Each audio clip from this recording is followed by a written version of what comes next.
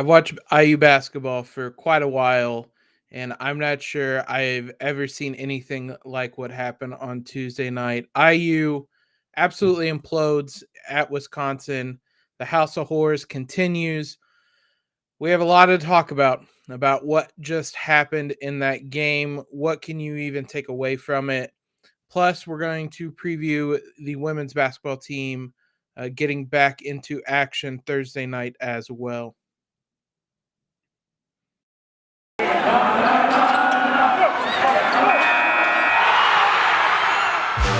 You are Locked On Hoosiers, your daily podcast on the Indiana Hoosiers. Part of the Locked On Podcast Network, your team every day.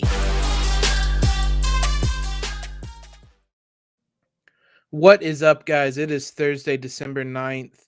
This is Locked On Hoosiers, your daily source for IU athletics news, analysis, reactions, and today just disbelief after what happened in Madison on Tuesday. A lot to talk about there. I'm your host, as always, Jacob Rude. Thank you guys for making Locked On Hoosiers part of your day, and thank you for making it your first listen every day.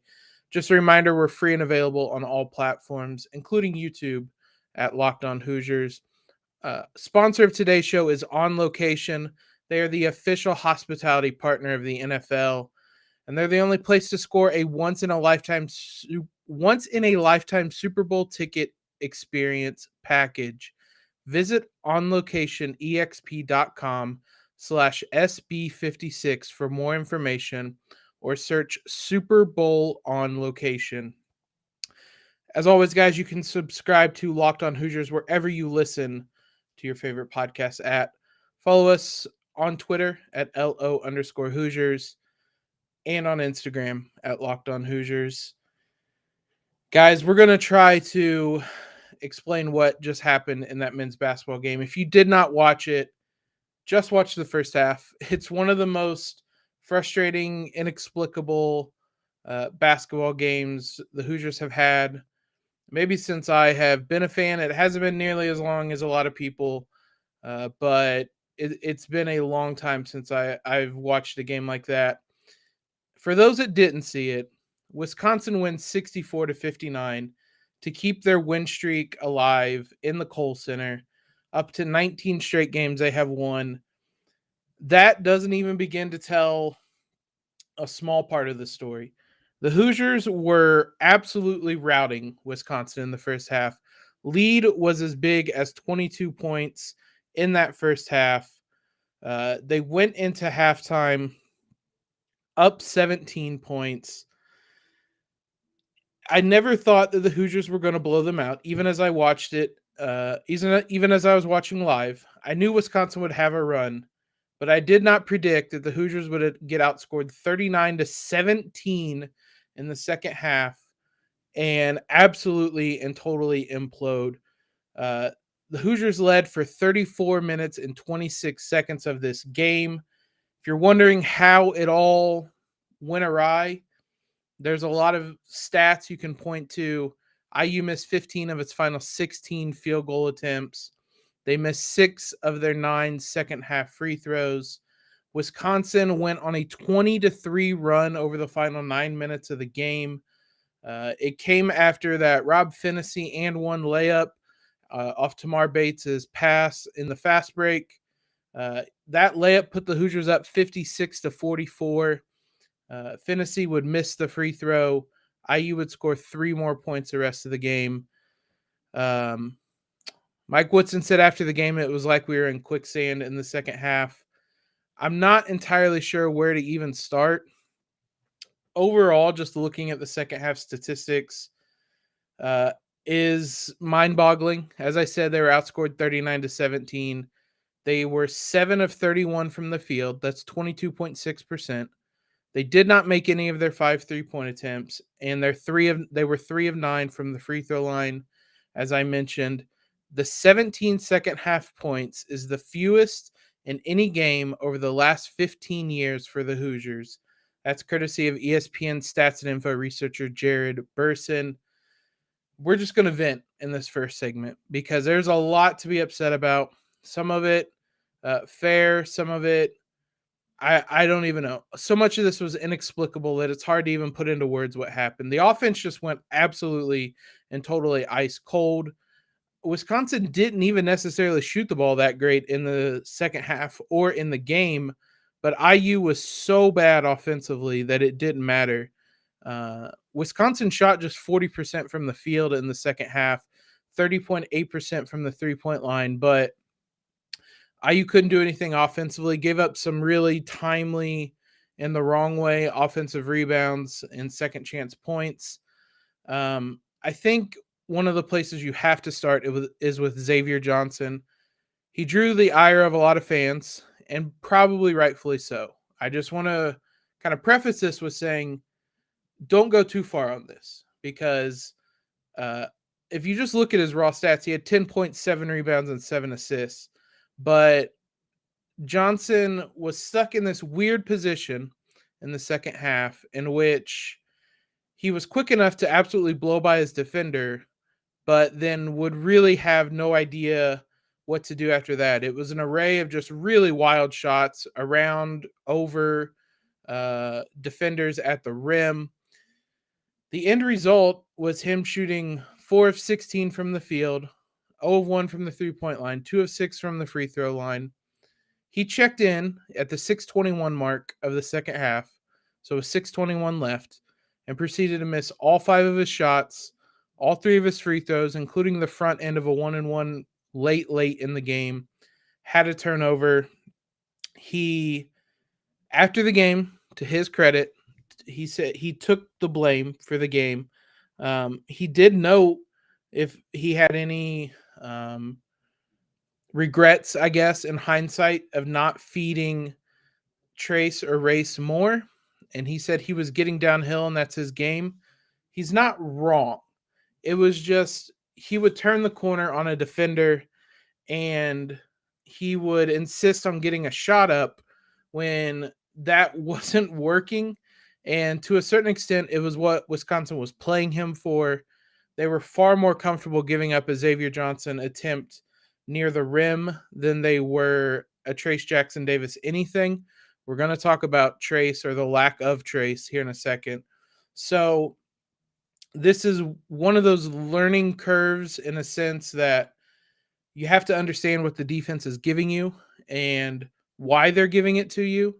And I appreciate all the confidence Xavier Johnson has. And ultimately, he's still good. He's still a pretty big X factor for this IU team. And he's going to be really important moving forward. You have to bench him. You have to, you can't let him be the starter. Anything of that note, I won't hear it. Rob Finney was all right, but Xavier Johnson has a different dynamic to his game that the Hoosier offense needs when it's clicking. And it was clicking in the first half. We're going to talk about that as well. And Xavier Johnson was a big part of that. But in that second half, there was just I don't want to be too critical, but there was a certain lack of awareness going on, which you would hope your point guard wouldn't have. And the Hoosiers absolutely struggled because of that. Trayce Jackson-Davis, I'm not sure what happened in that second half. He had 3 shot attempts in the final 15 minutes and 21 seconds. There were multiple times where I thought, all right, the offense is going to ride, get it to Trayce, let him work.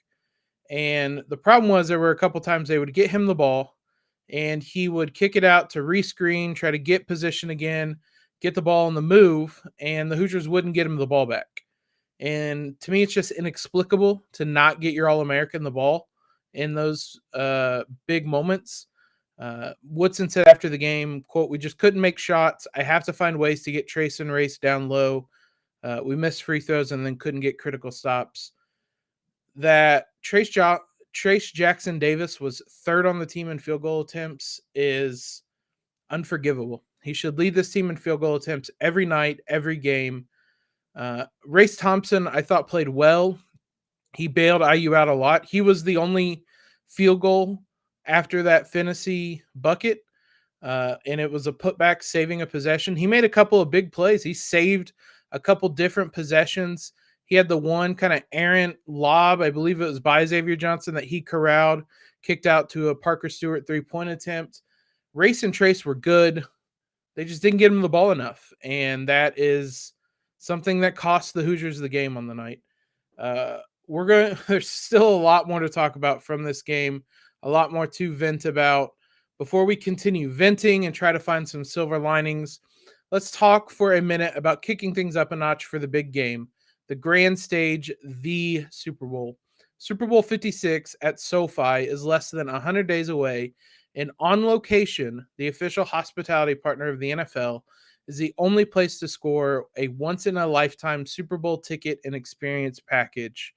Select your exact seats and choose from elite experiences featuring an exclusive pregame celebration with college stars turned NFL legends Troy Aikman, Marcus Allen, Tim Brown, and more.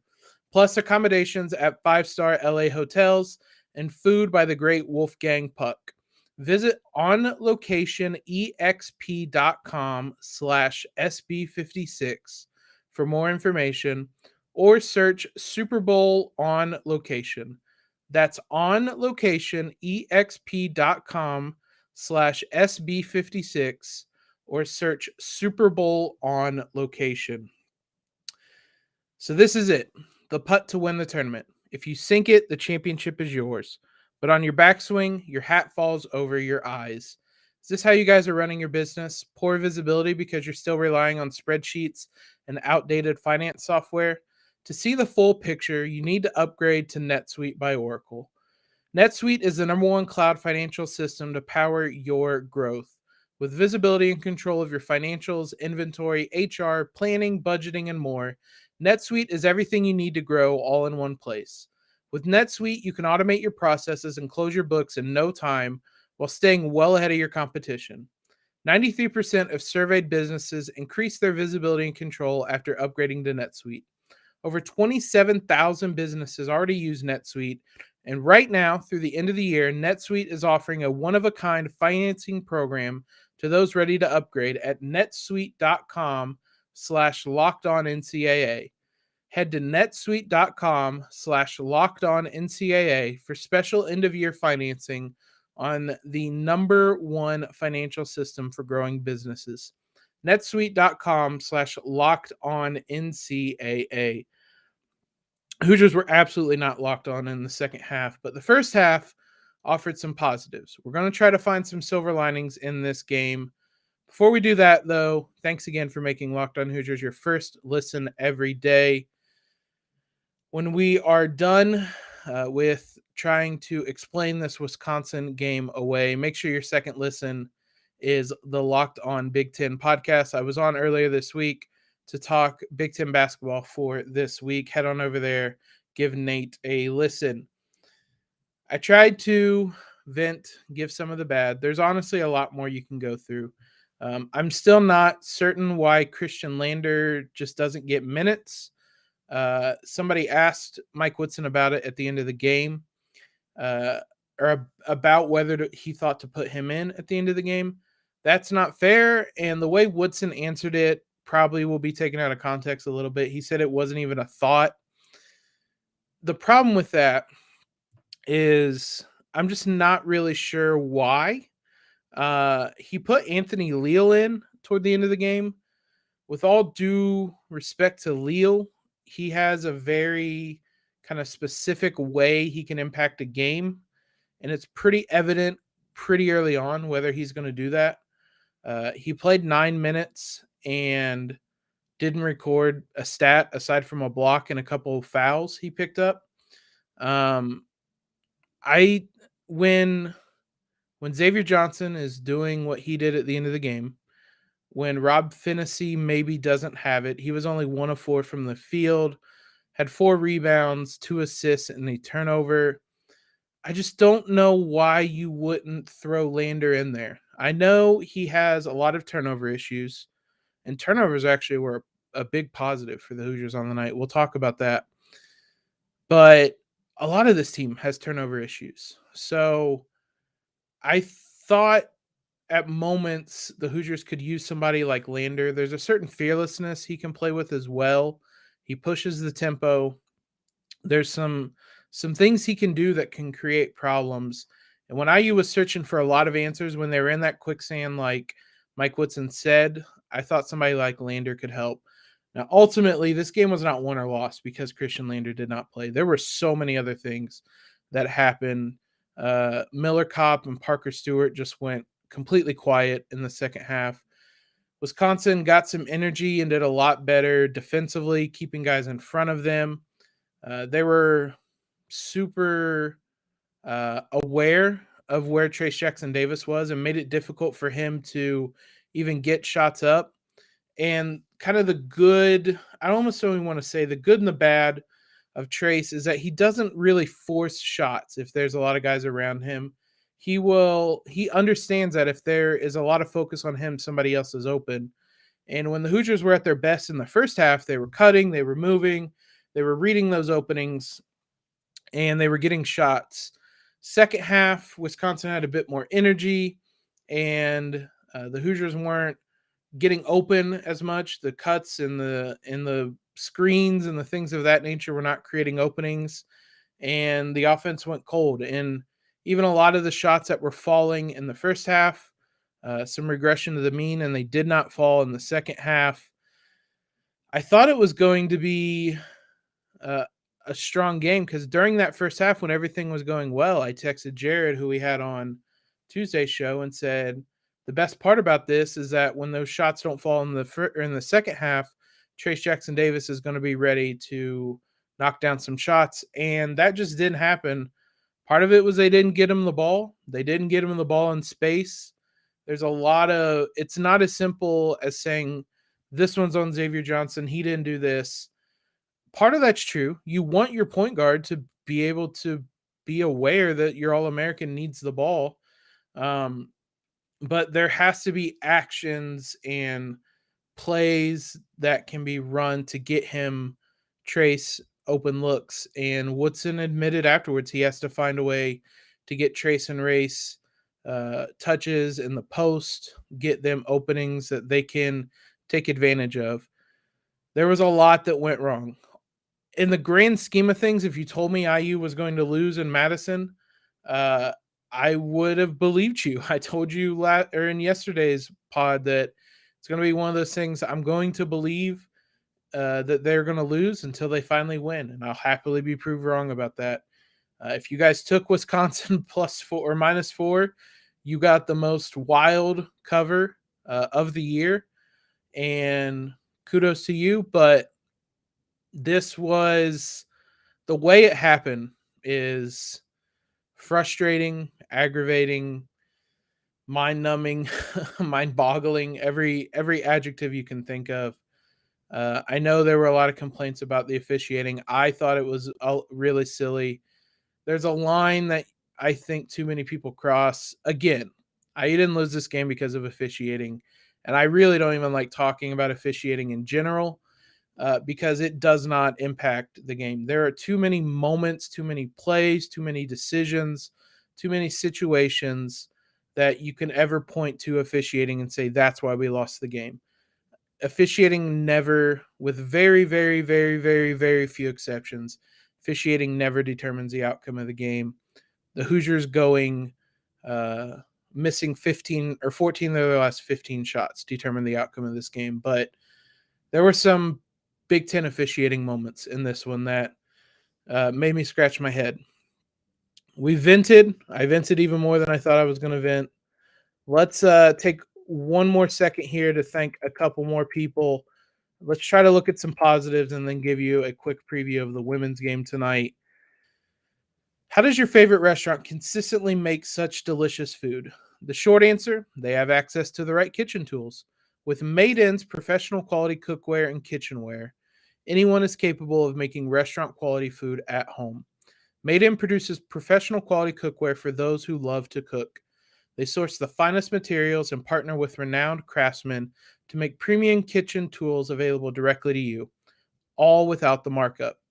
Made In products are made to last, and they offer a lifetime guarantee. Their cookware distributes heat evenly and can easily go from the stovetop to the oven. They have 40 1,000 five-star reviews, and their products are used by some of the world's best chefs at Michelin-starred restaurants across the world. Made in, better cookware for better meals. Right now, Made In is offering our listeners 15% off your first order with promo code Locked On. This is the best discount available anywhere online for Made In's products. Absolutely perfect gift for the holiday. Go to madeincookware.com/locked on and use that promo code Locked On for 15% off your first order. That's madeincookware.com/locked on and use promo code Locked On. I mentioned if you guys bet on Wisconsin -4, you got a very comfortable cover. You never had to worry about it. BetOnline has you guys covered all season with more props, odds, and lines than ever before. As football season continues its march to the playoffs, BetOnline remains your number one spot for all the sports action this season. Head to our new and updated desktop or mobile website to sign up today and receive your 50% welcome bonus on your first deposit. Free money they are giving you. All you have to do is use the promo code Locked On.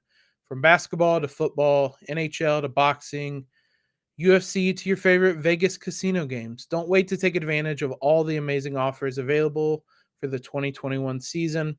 BetOnline's the fastest and easiest way to bet on all your favorite sports. BetOnline, where the game starts. Let's try to find some positives, because that first half was as good of a half as I've seen IU play in years, honestly. They only had 9 turnovers in total on the night. That's a massive positive for a team that struggled mightily with them. Honestly, if you'd have told me they only had 9 turnovers, that alone would have made me believe that they had a chance to win it. Again, so much context needs to go into this. They had 5 of those turnovers in the first half, and still, you saw the blueprint for how this team can be really, really good. Xavier Johnson stayed out of foul trouble, was aggressive, was smart with the ball. Miller Kopp and Parker Stewart made shots. Parker Stewart started 3 for 3 from 3. Miller Kopp made all sorts of wild shots, probably an unsustainable amount, certainly an unsustainable amount. We saw in the second half, it didn't sustain. The Hoosiers didn't turn the ball over, and they were running away with it. And they did all of it without Trayce Jackson-Davis having to be the focal point and carry the load. There was movement on the offensive end. Everybody on Wisconsin was focused on Trayce, and he also did a fantastic job of drawing a double team and making the pass when he needed to, stepping back and forcing the double to either come further away or retreat. He had the one play, I know, it was on the far side where he stepped back to the three-point line, the double team retreated, beat his man off the dribble, and had a kind of reverse layup that he didn't even jump on. The defense was really, really good. There was a lot of switching on Wednesday to keep guys in front. It worked. Wisconsin shot the ball terribly. The guys that they wanted to take shots were taking them, and that being not Johnny Davis or Brad Davison. And it all led to the Hoosiers being up by 22. That wasn't a fluke. That was a strong performance on both sides of the ball by the Hoosiers. That first half, IU out-rebounded Wisconsin 23-14, 7-5 on the offensive glass, 11-4 on second chance points. If you want to point to another thing that led to this comeback, second half, Wisconsin won the rebounding battle 27-21. It was even on offensive rebounds, and Wisconsin had 2 more second chance points. They were critical. They were timely ones too. I also thought the Hoosiers were composed in the first half. There was never really a run by Wisconsin, but early on, they didn't let Wisconsin knocking a couple shots down early, and the Hoosiers missing some impact them in any way. And they were the ones that had the really big run. And there was never a sense of accomplishment. I guess we saw why, but the Hoosiers were continuing to go at it, and never any let off. Whenever Wisconsin would nail a 3, Indiana would immediately come back and get another bucket. That same thing wasn't there as much in the second half, but it was also a matter of some of the shots IU was hitting in the first half they weren't hitting in the second half. there was just a lot of things that happened in that second half. Inexplicable. I'm not sure. Maybe I'll sleep on it, think about it, and some more reasons will come to mind. But honestly, I just don't understand why the Hoosiers did so many things differently in the second half than they did the first half. I don't understand why Trayce Jackson-Davis didn't get the ball. That one should be obvious. A lot of what Xavier Johnson did in the final 5 minutes, I don't understand. And yet the Hoosiers were right there through the whole thing. It's a frustrating loss. If you look at big picture, it's losing by 5 to Wisconsin on the road is a loss that's going to age well. Neither of the IU's losses are bad this season. They lost to a Syracuse team on the road in their first true road game. Their first Big Ten road game, they faced a top 25 opponent and had them down double digits and only lost by 5. It's frustrating. These are the learning curves or learning bumps that we expected this season. It was just the way IU did it on Wednesday was something unique. Quickly, I talked a lot more about IU basketball, the men's team, than I anticipated I would. The women's team plays on Thursday night. They will play Fairfield at 7 p.m. It'll be in Assembly Hall. It'll be on BTN Plus. If you guys are around Assembly Hall, head on over there. This team's a lot of fun to watch. These two teams have only met once before in 1984. Fairfield won 89-85. Fairfield is only 3-4 on the season. They lost to Rutgers to give you a sense of where they kind of stack up. Rutgers is not expected to be anything close to a contender in the Big Ten this season. So this should be a team IU takes care of, though slow starts have been a problem for IU. So we'll see if they're able to overcome that. The biggest thing I'm looking at is just continuing to build that momentum offensively. That's what the Hoosiers did when they beat Penn State on Monday. They, again, started a little slow, but then absolutely turned it up offensively. Keep building that momentum offensively on Thursday because there's a ranked showdown with Ohio State looming on Sunday. Avoid that trap game and get yourselves ready for a really big Big Ten Conference road game on Sunday against a ranked Ohio State team. Thanks again, guys, for making Locked On Hoosiers your first listen every day. We'll be back on Friday. I'll recap this women's game. We'll preview the Ohio State game that I mentioned. Look ahead to see if the Hoosiers can pick up another top 25 win. We'll also preview the men's team taking on Merrimack. It'll be a welcome, hopefully, blowout to blow off some steam after whatever happened on Wednesday. I'm sure there'll be more thoughts I will have on that men's performance against Wisconsin as well. We'll get you guys all set for the weekend action for both the men's and women's team tomorrow. Now for your second listen, head on over to Locked On Bets, your daily one-stop shop for all your gambling needs, hosted by your boy Q and with expert analysis and insight from Lee Sterling. Appreciate all the love you guys have given us. Wednesday was the biggest day in the podcast history. Can't thank you guys enough. Really, it means a ton. Follow us on Twitter if you haven't already. Please subscribe if you also have not already. Leave a rating and review. Helps us out a ton. But most importantly, guys, have a great Thursday and LEO.